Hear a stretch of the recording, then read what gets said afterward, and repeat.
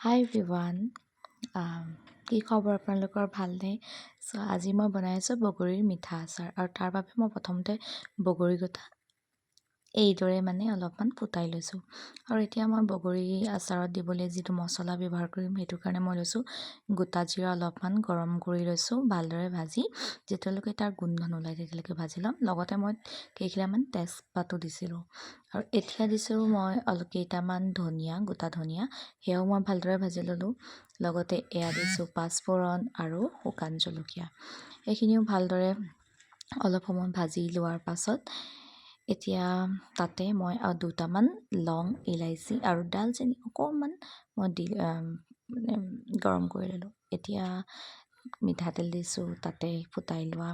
বগৰীকেইটা দি অলপ সময় ভালদৰে লৰা আৰু ইয়াত যিমান সময় আপুনি ভালদৰে ভাজিব পাৰে সিমানেই ভাল কাৰণ মোৰ এতিয়া ভিডিঅ'টো বেছি লং হৈ যাব কাৰণে মই অলপ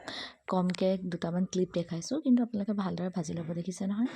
এতিয়া দিছোঁ অকণমান হালধি আৰু লগতে দিম 1 চামুচ নিমখ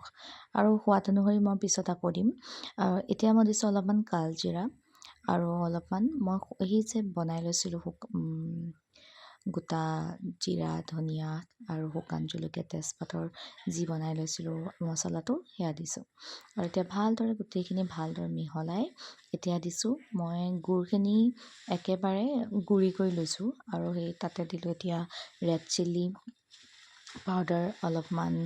ধনিয়া গুড়ি আৰু এতিয়া ভালদৰে এই সময়ত যিমান আপুনি হিলাই থাকে সিমানে বেছি ভাল লৰাই থকাটো বহুত বেছি এটা ইম্পৰ্টেণ্ট দেই কালাৰটো দেখিছেনে কি ধুনীয়া হৈছে এতিয়া মই অলপমান টেষ্ট কৰি চালোঁ যে নিমখটো অকণ কম লাগিলে সেইকাৰণে অকণ নিমখ দি দিলোঁ বগৰীকেইটা টেঙা আৰু